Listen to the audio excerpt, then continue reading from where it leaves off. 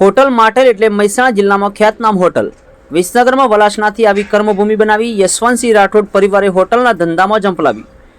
Hotel માટેલમાં Punjabi ચાઇનીઝની latest વાનગીઓ સાથે ગરમાગરમ નાસ્તા અને ચા કોફી ઠંડા પીણા માટે સહિત અનેક ક્વોલિટીમાં મોખરે છે હોટલ માટેલ.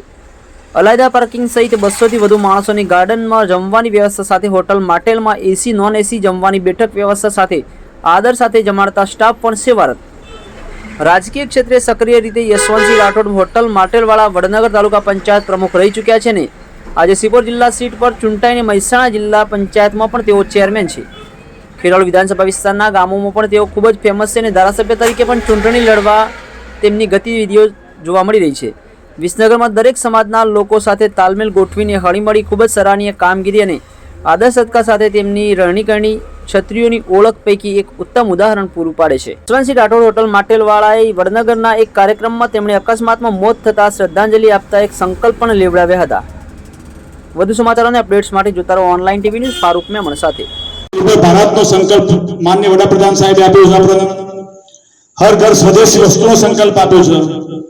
એ સંકલ્પ સાથે આપણા સ્નેહ મિલનમાં હાજરી આપી છે અને મારો ખૂબ લાગણીશીલ સ્વભાવ છે એટલે બોલી નહીં શકતું વધારે, પણ મારે કહેવું છે ત્યાં સુધી એક નવો સંકલ્પ આપણે જિલ્લા પંચાયત સિપોર સીટમાં એવો લઈશું કે નવા વર્ષમાં જે બનાવો બને એક્સિડન્ટના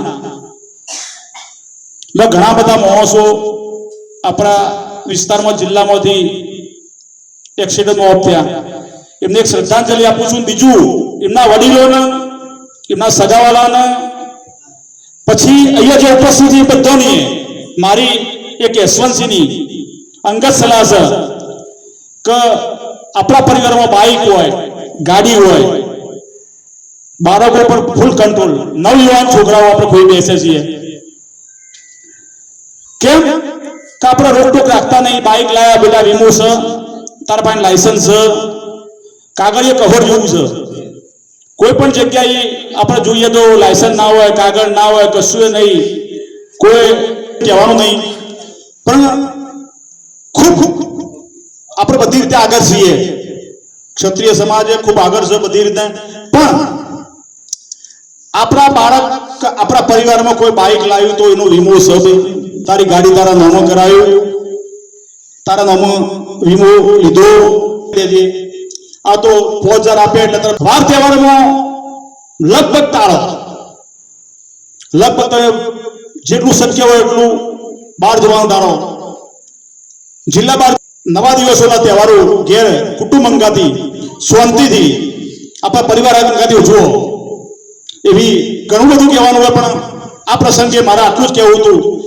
આ પ્રસંગમાં ઉપસ્થિત દરેક જે કાર્યકર્તાઓ આવ્યા છે, માન્ય ધારાસભ્ય શ્રીથી મોડીને જે છેક નાના બાળક સુધી દરેકની નવા વર્ષના મારા ખૂબ સાલ મુબારક. નવું વર્ષ તમારા બધાની માં જગદંબા, અંબાજીમાં, માં ઉમિયા અને લક્ષ્મીનારાયણ દેવ એની કૃપા હોય એટલે બધી લગભગ 80% સમસ્યા પતી જાય. લક્ષ્મીનારાયણની કૃપા હોય એટલે એ માતાજીની, લક્ષ્મીનારાયણ દેવની બધાની તમારા પર ખૂબ કૃપા વર્ષે. તમારું નવું વર્ષ ખૂબ સારું જાય. નવા સંકલ્પ અંગાથી તમારું અત્યારે હું આ પ્રસંગે ખૂબ ભારત માતા કી જય.